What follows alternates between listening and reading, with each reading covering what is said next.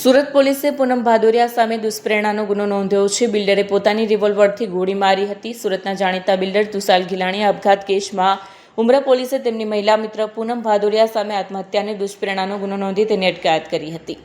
તુષાર ગિલાણીના પરિવારે પૂનમ ભાદોરિયા વિરુદ્ધ અરજી કરી આક્ષેપ કર્યો હતો કે તે તુષાર ગિલાણીને બ્લેકમેલ કરતી હતી. પૂનમ ભાદોરિયાએ બિલ્ડર પાસેથી દુકાનથી માંડીને અમુક મિલકતો પણ પડાવી લીધી હતી. તુષાર ગિલાણી પૂનમ ભાદોરિયાથી છુટકારો મેળવવા માંગતા હતા, પરંતુ તે પીછો છોડતી ન હતી. વળી દીકરીના લગ્નમાં પૂનમ ભાદોરિયાએ હોબાળો કરવાની પણ ધમકી આપી હતી. આથી તુષાર ગિલાણીએ બદનામી થવાના ડરને કારણે આપઘાત કરવાનું જણાવ્યું હતું. જોકે સામે પક્ષે પૂનમ ભાદોરિયા દ્વારા પણ પોલીસમાં અરજી કરવામાં આવી હતી અને બિલ્ડરના પરિવારજનો પર ગંભીર આક્ષેપ કર્યા હતા, પરંતુ સમગ્ર મામલાની ઊંડી તપાસ બાદ પોલીસને પૂનમ ભાદોરિયાની સંડોવણી જણાતા આખરે તેની વિરુદ્ધ આત્મહત્યા માટે મજબૂર કરવાનો ગુનો દાખલ કરી આગળની કાયદેસરની કાર્યવાહી હાથ ધરવામાં આવી છે.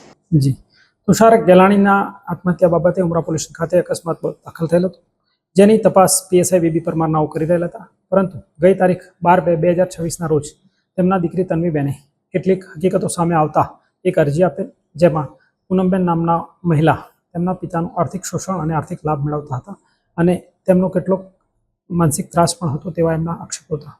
જે અરજી અનુસંધાને ડિટેલમાં તપાસ કરતા પૂનમબેન નાઓએ સ્કૂલમાં ભાગીદારી કરી અને આર્થિક લાભ મેળવેલાનું જણાયેલ છે, તથા જોલી આર્કેડમાં દુકાન નંબર L5, L15 અને L16 પોતાના નામે વગર અવેજે દસ્તાવેજ કરાવી લીધો છે. જે પ્રાથમિક રીતે બહાર આવતા તેમના દીકરી તન્વીબેનના આક્ષેપો પ્રાથમિક રીતે સાચા જણાયેલા અને આ જ ત્રાસના કારણે તુષારભાઈ આંતરિક પગલું ભરેલાનું તેમની રજૂઆત હતી, જે મુદ્દે તેમણે ગુનો દાખલ કરાવેલ છે અને આજે પૂનમબેનની ધોરણસરની અટક કરવામાં આવી છે.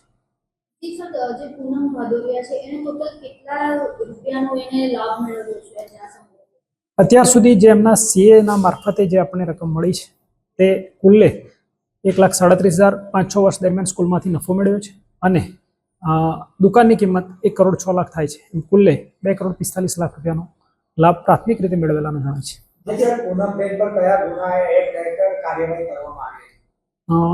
પૂનમબેન નાઓ વિરુદ્ધ તન્વીબેનની ફરિયાદ મુજબ દુષ્પ્રેરણ 308 મુજબ ગુનો દાખલ કરવામાં આવેલ છે અને તેમને અટક કરી નામદાર કોર્ટ કસ્ટડીમાં મોકલી આપવામાં આવનાર છે.